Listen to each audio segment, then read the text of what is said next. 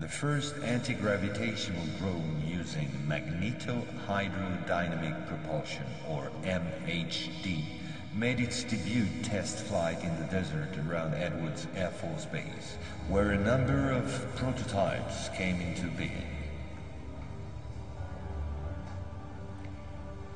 The Belgians got a small glimpse of so-called UFOs in 1989 and 1990. The incriminating model was a triangular-shaped Astra TR-3B or XR-7, capable of flying in total silence at more than Mach 10. Now I would like to speak to you about another concrete application of such technology, the B-2 bomber, whose development started in 1982. The official B-2 stealth bomber, which flew for the first time in 1989, was to serve as cover for another unconventional B-2 to be built in parallel.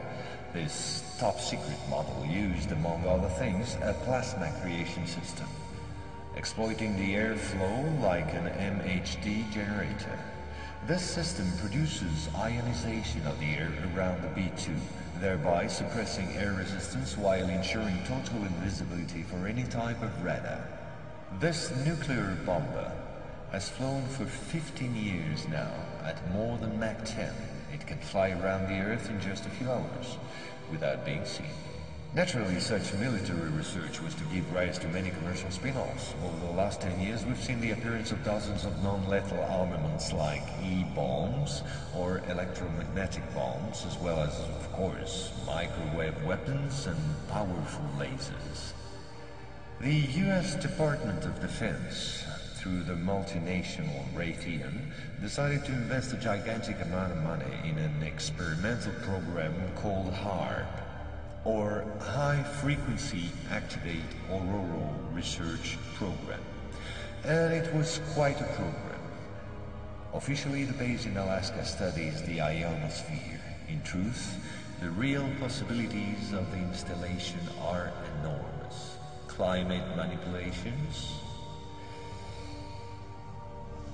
deep detection of underground base or deposits, silent and remote destruction of any object, and most important of all, manipulation of human behavior.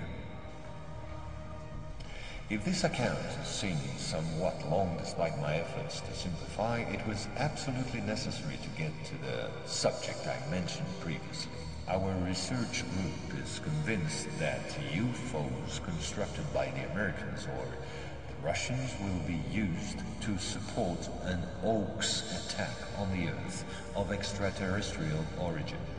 The media taking care of the rest, of course. The reason? Once the threats of international terrorism has dissipated, the war economies of the major powers, with the United States at the head of the pack, will need a new enemy in order to still prosper.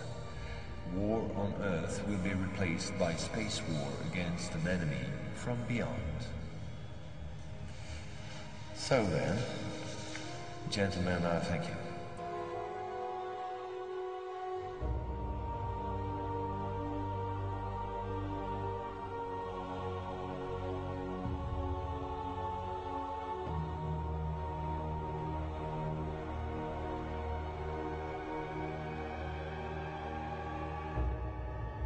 And so we can now comfortably lean back and relax, because we know what's coming ahead. It's going to be a Star Wars confrontation between Russia on the one hand and its allies, which refuses to submit to someone ruling the world from Jerusalem, and therefore refuses to submit to the Anglo-American-Israeli alliance of the West.